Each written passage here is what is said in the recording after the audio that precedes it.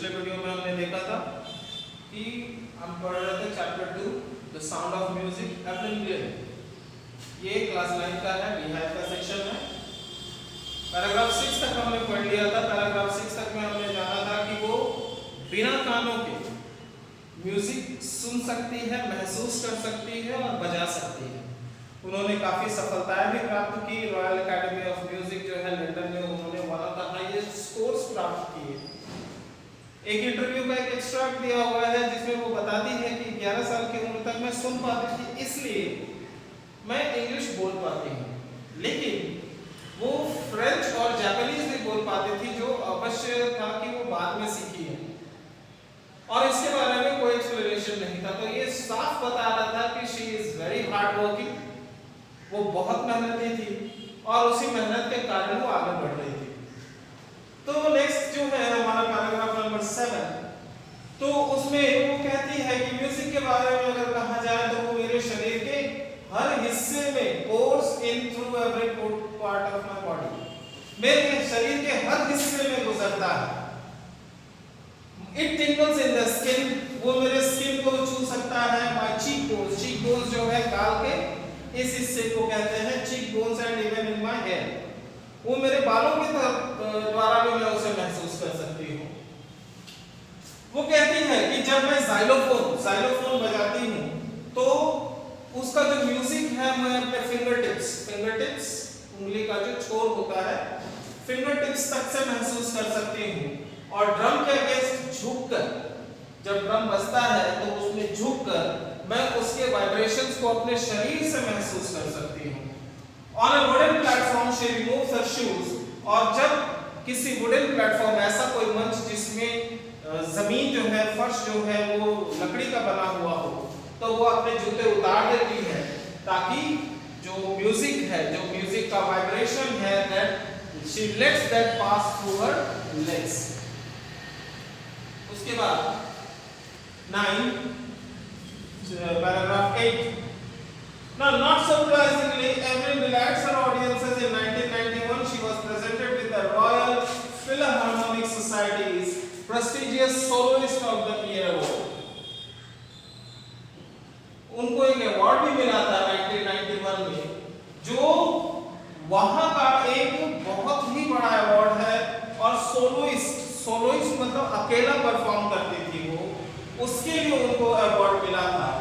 Master प्रिकॉशनिस्ट James blade एक drummer का नाम है जो ड्रम बजाते हैं, और वो कहते हैं, उनका ही शब्द है, God may have taken her hearing, but He has given her back something extraordinary.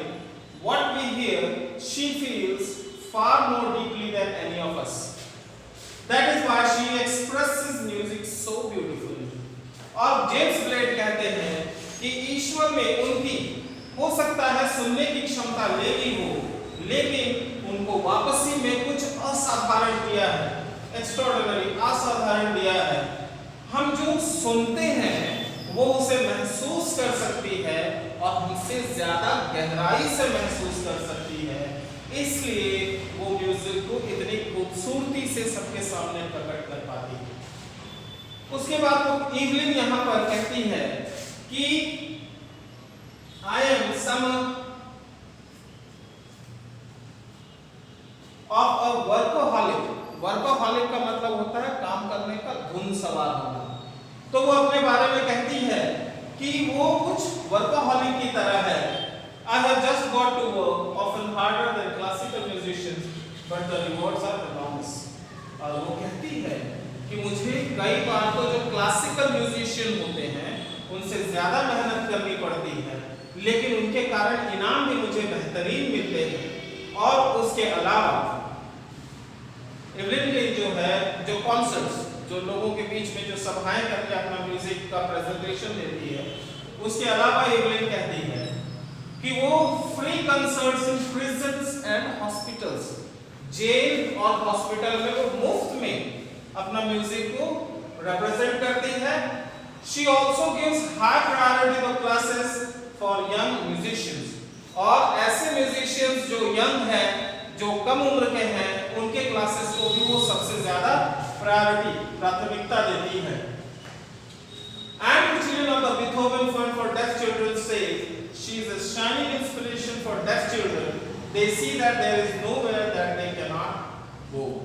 Anne Michelin जो है वो एक संस्थान है Beethoven Fund for Deaf Children, जो कान से नहीं सुन सकते हैं उनके लिए ऑर्गेनाइजेशन है।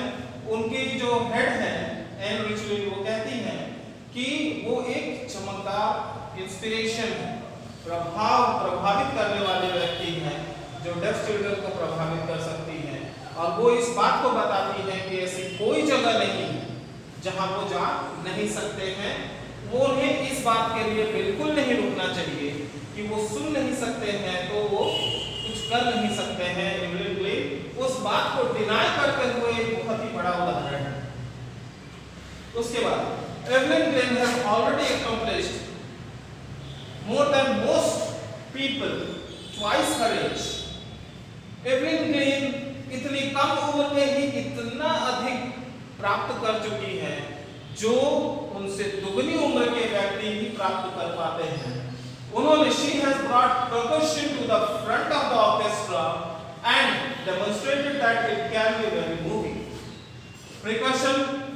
percussion जो है आप देखते हैं ड्रम कहीं जब ऑर्केस्ट्रा देखेंगे तो ड्रमर कहीं साइड में बैठा हुआ रहता है। एवलिन ने उस परकशन को सामने ले आया है, मंच पर अकेला। Solo performance of the year आपने याद किया होगा कि उन्होंने solo performer of the year का अवार्ड उठाया था। इसका मतलब है कि वो सोलो परफॉर्मेंसेस परकशन पे देती थी, एज अ ड्रमर देती थी। इसलिए वो कह रहा है कि परकशन को फ्रंट ऑफ द ऑर्केस्ट्रा में सबसे सामने उन्होंने ले आया है। She has given inspiration to those who are handicapped. People who look to her and say if she can do it, I can. उन्होंने ऐसे लोगों को इंस्पायर किया है, ऐसे लोगों को प्रभावित किया है जो हैंडीकैप्ड हैं, और लोग उन्हें देखकर कहते हैं कि अगर वो कर सकती है तो मैं भी। And not the least, she has given enormous pleasure to millions. और कुछ नहीं तो उन्होंने लाखों, मिलियंस, एक मिलियन मतलब 10 लाख, तो मिलियंस, लाखों की संख्या में लोगों को उन्होंने बहुत ही ज्यादा खुशी प्रदान की है। It has been written by or compiled by Deborah Cawley. तो इस चैप्टर के अंत में मैं आपको एक ही चीज बताना चाहूंगा, या ये चैप्टर आप लोगों को इस कारण से दिया गया है कि आप इस बात को समझिए कि हैंडीकैप होना किसी तरह का आपको रुकावट नहीं डालता है, हैंडीकैप होना, और वो आपको किसी भी चीज को करने की अनुमति दे सकता है। शर्त केवल यही है कि आप मेहनत कीजिए। वो आपको ऐसी चीजें भी दे सकता है जो सामान्य लोगों को प्राप्त होने में काफी मुश्किल होती है। एक आगे में मैं आपको बताना चाहूंगा कि आपने बहुत सारे हैंडीकैप लोगों को देखा होगा, उनके शरीर में किसी न किसी तरह की अपंगता होती है, लेकिन अगर ईश्वर उनसे किसी प्रकार का एक सेंस छीनता है तो उनके बाकी सेंसेस को बहुत मजबूत कर देता है। इस कारण से अगर कोई व्यक्ति आपको इस तरह का अपाहिज दिखता है, जिसको आज के समय में दिव्यांग कहने को कहा जाता है, तो अगर कोई ऐसा दिव्यांग आपको दिखाई देता है तो आप उनमें पाइएगा कि जो सेंस उसका बंद है, जो सेंस वो काम नहीं कर रहा है, उस सेंस के अलावा बाकी सेंसेस बहुत शानदार तरीके से काम करते हैं। अब इसके बाद जो है नोट्स आपको ऑन पीडीएफ फाइल जाएगा, तो उसको ध्यान से अपने कॉपी में नोट डाउन कर लेंगे। एक चीज इसमें विशेष तौर पर आप सभी को ध्यान देना है कि जितने भी चैप्टर्स हो चुके हैं, इससे पहले के जो चैप्टर्स है उसका मैंने ऑडियो मैसेज आपको दिया था। ऑडियो में आपको सारा का सारा मीनिंग बताकर दिया था। उन सभी चैप्टर्स का आपको विशेष तौर पर इंस्ट्रक्शन है, ध्यान रखिएगा कि आपको उनका सारा का सारा हार्ड वर्ड्स एंड मीनिंग्स लिखना है। शॉर्ट क्वेश्चंस जो हम दे रहे हैं उसका आंसर्स लिखना है, और जो टेक्सचुअल एक्सरसाइजेस है जो आपको मिल रहा है उनको भी लिखना है। इन केस अगर किसी तरह की आपकी परेशानी होती है तो आप हमसे संपर्क